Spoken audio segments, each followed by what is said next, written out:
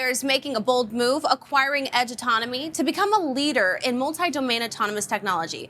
This deal combines RedWire space platforms with Edge's airborne systems, creating an end-to-end defense solution powered by AI.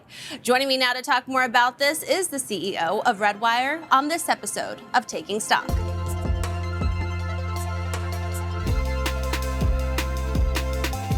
Now, Pete, thank you so much for joining us today. Thank you. It's great to be here. Thank you for having me. Congratulations on this news announcement. Tell us more about it and what drove the decision to acquire Edge Autonomy and how this acquisition transforms RedWire into a leader in the multi-domain sector. Many of the people who have been tracking RedWire know, but for those who haven't been, last April, we announced a very low Earth orbit satellite program that we were developing that people started referring to as an orbital drone. And it was very interesting because RedWire has traditionally been a space infrastructure company with a variety of different spacecraft platforms in the various orbits in space, such as low Earth orbit, medium Earth orbit, and geosynchronous Earth orbit. And when we started moving into what's called very low Earth orbit, or VLEO, and people started referring to our spacecraft as an orbital drone, it really occurred to us that in many cases from the defense tech part of our business, it was very arbitrary, this idea of offering solutions or these platform solutions in space versus airborne solutions. And so when we came across Edge Autonomy, we realized that by adding a company like Edge Autonomy, we would then become a multi-domain defense tech company that really spanned from the surface of the Earth all the way to the surface of the moon in our offering of these, let's call them above Earth platforms. And that was very unique and a positioning in the marketplace that we haven't come across yet. So we thought of it as a really highly differentiated strategic competitive advantage we could build by doing this M&A. And how does combining RedWire's space platforms with Edge Autonomy's airborne technology position the company to better serve national security customers? The national security strategy has been migrating towards a concept that they call joint all-domain warfighting. They have a program concept called Joint All-Domain Command and Control. And the idea is that when you're developing a national security strategy, you don't want to have stovepipes between the different domains of air, sea, land, space, and cyber, for instance.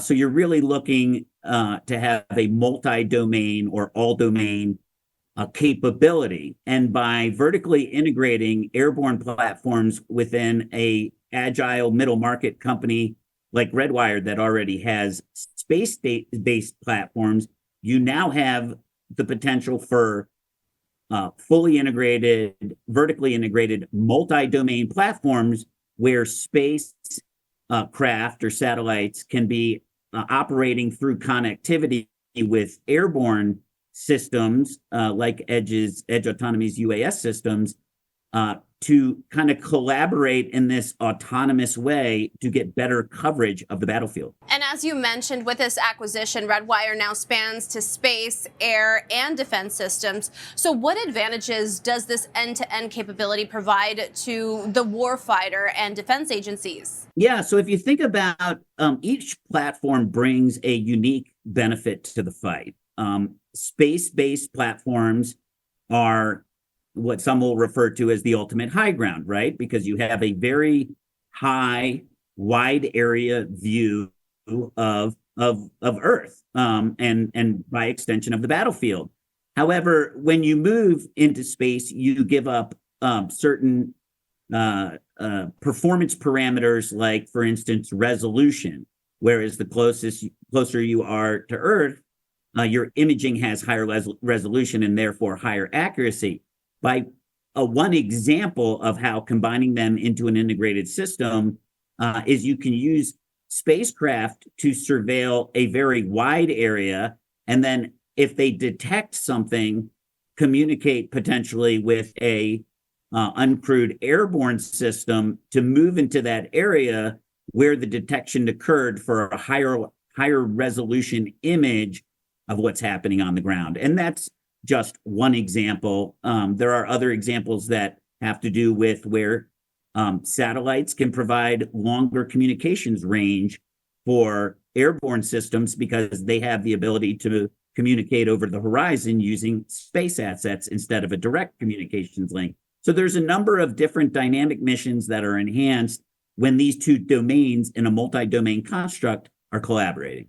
And you mentioned that making your platforms smarter with AI is really a part of your business strategy, but how will AI play a role in connecting autonomous drones with spacecraft to provide real-time actionable data? Well, that real-time part is really the key, isn't it? It's what it allows AI to do is to take workload off the operator. So these autonomous platforms can take care of a lot of the different operational aspects of the mission, reserving the operator with their task loads for those really high order analysis type areas that you want your analysts to really work on. So what it does, for instance, I mentioned this idea of a spacecraft with a wide area field of view having a detection, cueing perhaps an airborne asset that can get a better look through a higher fidelity electro-optic camera system.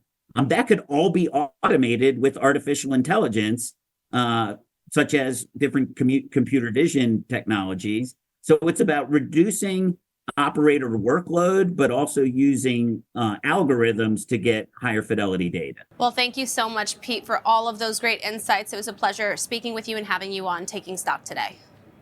Thank you for having me.